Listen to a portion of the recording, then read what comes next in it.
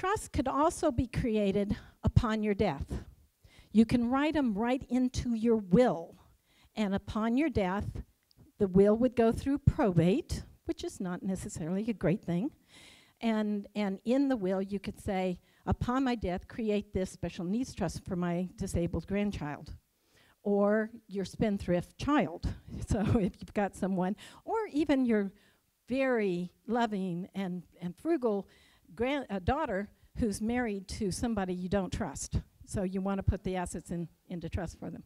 So you can do that. You can do that upon your death in a what we call a testamentary trust. Where does that word come from, testamentary? You hear the word last will and testament. So it means upon your death. But all of those things that you can do in your will, except for one, you can do in a living trust, in a trust that you create while you're living. You can provide that upon your death, it splits into all these other trusts for different reasons for different members of your family, and those we call subtrusts. So trusts are very useful in California and are very highly used, and all of your estate planning attorneys out there know how to do all of this stuff. So go to someone. Now, a little hint, if you are looking for an estate planning attorney, look for someone who is a certified specialist under the California Board of Specialization in Probate Trust and Estate Planning, or Estate Planning Trust and Probate is the way it goes. And you'll know that you have someone who should know what they're doing. Wills, as I said, go through probate. It's a one-way ticket to probate. And guess what? If you don't have a will and you don't have a trust and other things, California has a will for you.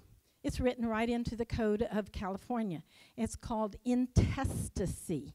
Intestacy means you died without a will. And who's going to get your assets? Who's your next of kin? Your next of kin is going to get it. Now, it's going to be a combination. If your spouse is your only next of kin, you don't have any children, it's all going to go to your spouse. If you have children and a spouse, it depends on whether the property is community property or your separate property, and it's going to get split. If it's all your separate property, it gets split between your spouse, your children.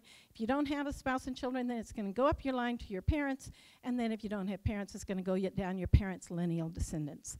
So it's basically who you probably wanted to have it in the first place.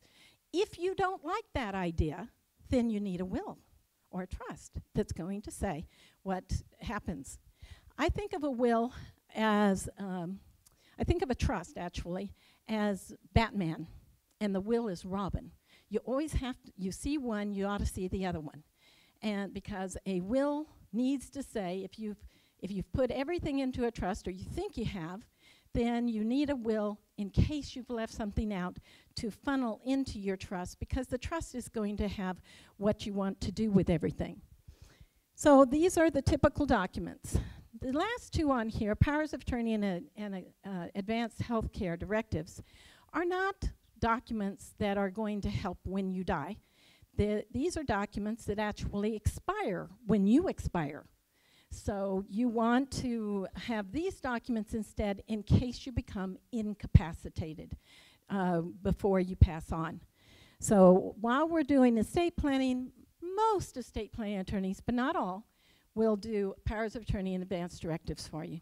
These are very important documents. The advanced directive is going to tell your family or whoever it is that you have named as your agent what your feelings are about life support. So this is a document that's going to let you go if there's the right situation that you have said. Durable power of attorney the durable power of attorney is a document that handles finances. Does not handle your health care and your personal care. It talks about being able to pay your bills. It may give your agent under your power of attorney the authority to change your trust for you, or to even give away your assets. Matter of fact, those last two powers are have to be expressly in your power of attorney in order for your person holding your power of attorney to exercise such powers. If you've got one of those powers of attorney that you just checked all the boxes and signed the end of it, you do not have gifting or trust powers in it. And that's going to mean that the agent of you becoming incapacitated is not going to be able to do those kinds of things to protect your estate if you want to go on or need to go on public benefits. So a good power of attorney is an important document for flexibility while you're living. It does nothing when you die. Does nothing. Don't go into the attorney after your parent has died with the power of attorney and say, you know, here I am, I've got the power of attorney and I can do whatever. You can't do anything. It expired. Okay. Trust and estate administration after someone passes on or, after someone passes on, we have to retitle assets into the name of the people who have received it. We fund the sub-trusts, like those trusts for your grandchildren, and we deal with creditors' claims. In probate, this is very organized.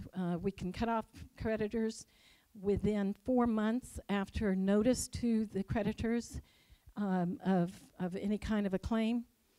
And that's good because the beneficiaries don't want to receive assets and then potentially a creditor come out of the woodwork a couple of years later.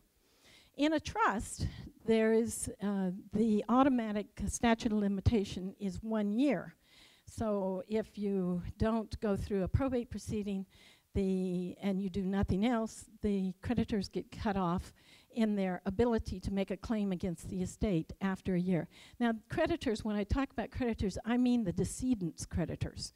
So if the decedent had a great big credit card bill and the credit card company doesn't make the claim in the way it has to do it under the law within a certain period of time, then they don't get to collect. So that's one of the big things that attorneys will deal with are creditors' claims. I want to talk a little bit about retitling assets.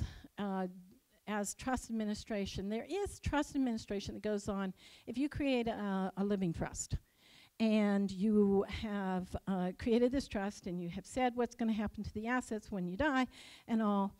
I think of a trust like a bucket. Okay, you've gone out and you bought a bucket. And it's very plain. And you wrote all over it and you put flowers on it and you signed it and everything else. You made that bucket your bucket, just like you want. And you even wrote on it what is supposed to happen to all the assets in the bucket when you die. And it had a handle, and you were in charge of the handle, and you're carrying around this bucket. What is a bucket good for if you don't put something in it? It's pretty much sort of a useless thing, right? So a trust is sort of like a bucket. You can write and paint and everything all around it all you want, but it's not very useful unless you have something in it that you're carrying around in it. Well, that's like a trust. You need to put the assets actually into the trust. And how do you do that? You retitle them.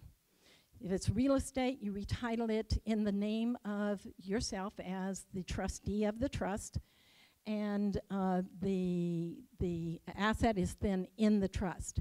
If you can no longer manage your trust, then the successor trustee that you've named in the document files a particular document with the county recorder's office, and they become the trustee of the trust, but it's still in the trust. You can go to your bank accounts, your brokerage accounts, and everything else, and you can retitle the title on the account in the name of the trust. And the banks and the investment companies and all, they probably have forms for you to fill out, and they know how to do this. You give them the name of the trust, the name of the persons who are the trustees, and the date of the trust, and they can do that for you. It's important because if you don't, then those assets are all outside of your trust when you die, and somebody's going to have to pick them up and put them into the trust because the trust is going to say who gets them upon your death.